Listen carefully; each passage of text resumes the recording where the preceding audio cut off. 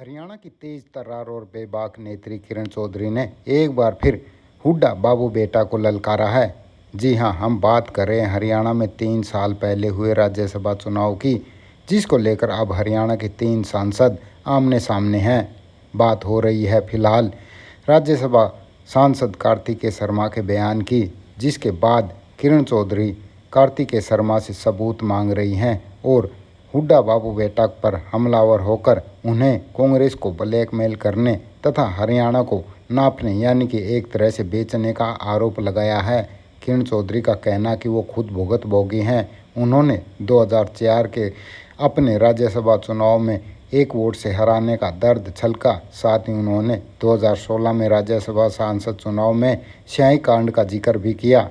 अब आप खुद किरण चौधरी को सुने कि किस प्रकार वो कार्तिकेय के बयान के बाद मची सियासत पर बेबाक रूप से बोली और एक चुनौती दी है कि हुड्डा इस पर कुछ बोलेंगे तो इसके बाद वो और भी कुछ बोलेंगी।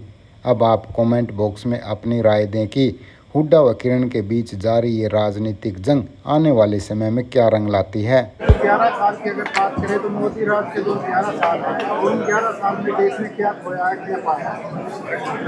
देश ने पाया ही पाया है। जो खोया हुआ था उसको दुरुस्त करा गया है। पॉलिसी पैरालिसिस जो हो रही थी उसको दुरुस्त कर कर उसको सही पटड़ी पे लगाया गया है और ऐसी ऐसी कार्रवाई करी गई है कि आने वाले समय में भारत एक विकसित भारत बनकर निकले 2047 तक। ये मोदी जी ने कराया। बात करें कांग्रेस की, राहुल गांधी आए थे 4 तारीख को, कांग्रेस से काफ़ी उत्साहित है। वो करें आप संगठन खड़ा हो, बात हेडलाइन दी थी तो कार्तिकेय शर्मा ने कहा कि 2 वोट उनको किरण चौधरी ने और कुलदीप सिंह ने दिए। उस पर क्या कहेंगे कि इस प्रकार खुलासा क्या वो कर सकते हैं? अच्छा वो आपने मेरे से ये बात पूछ ली, क्योंकि आज मैं बड़ा स्पष्ट करना चाहती हूँ इस बात को कि पहली बात तो ये है कि कार्तिकेय शर्मा जी ने अपना जो है बयान जो है उसका स्पष्टीकरण दे दिया है ना, नंबर 1। पर उसको छोड़ते हुए पीछे फिर भी 2004 में मेरे को राज्यसभा का कैंडिडेट बनाया गया और उस समय कांग्रेस की कैंडिडेट बन के मैं आई। कांग्रेस और हवीपा की जॉइंट कैंडिडेट थी मैं। उसका जो घटनाक्रम हुआ, किस तरह से 6 MLAs को डिस्क्वालीफाई करा गया, उनको प्रेस के सामने ये बुलवा दिया गया कि ये जो है हम तो कांग्रेस कैंडिडेट को वोट देंगे। तो उस समय चौटाला साहब की सरकार थी, तो उन्होंने तुरंत प्रभाव से, मिली जुली बात होगी हुड्डा साहब की उनकी, तुरंत प्रभाव से वो 6 जो हैं MLA जो थे इंडिपेंडेंट, उनको जो है बर्खास्त कर दिया। क्योंकि आप जानते हो इंडिपेंडेंट MLA ये बात नहीं कर सकते, वोट कहीं भी डालो लेकिन सार्वजनिक तरीके से ये बात नहीं कर सकते। तो 6 तो हैं, इस तरह से उन्होंने वो कर दिए। फिर भी मेरे पास पूरे लोग थे और जो है वोट का जो अंतर था वो 1 का अंतर होना।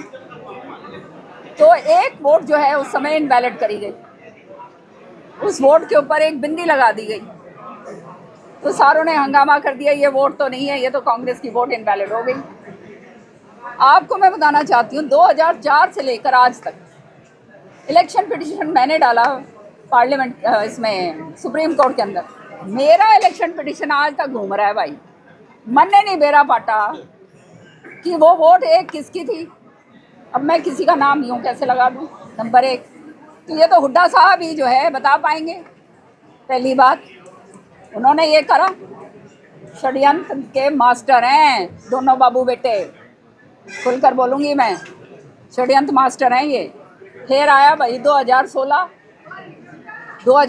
के अंदर कितनी वोट जो है शाही कांड के बलि चढ़ी, किस किस ने दी हमें तो आज तक नहीं पता भाई। हाँ, तो ये भी जो है, क्योंकि ये गोपनीय होती है और अगर कोई कहता है कि भाई ये किसी ने डाला है तो वो प्रूफ ला के दे।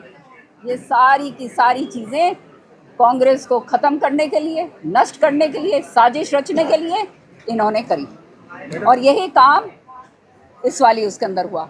मैं जो थी इनके, वो कहते हैं ना, मैं आँखों में इनके भाती को नहीं भाई, क्योंकि मैं तो खुल के बोलती हूँ, सारी बातें स्पष्ट बातें मैं करती हूँ। तो भाई इस किरण चौधरी ने क्यों कर मारा जाए, तो इसका धन्यवाद भी करूंगी मैं, क्योंकि अगर इसने ये काम नहीं करा होता तो भाई फिर मैं बीजेपी में क्यों कराती। समझ रहे हो ना। मैंने भी सोचा, मैंने कहा ये तो पीछे ही पड़ गया भाई हर तरीके से। समझ रहे हो ना। तो ये बात कहनी कि भाई किसने डाली है, ये कोई उंगली लगा नहीं सकता। मैंने तो अपने आप भुक्तभोगी हूँ एक वोट की। समझ रहे हो, मुझे नहीं आज तक पता चला। कैसे बोल सकते हैं ये। और अगर ये बोल रहे हैं तो इन्होंने कोई जबरदस्त साजिश करी है। समझ रहे हो।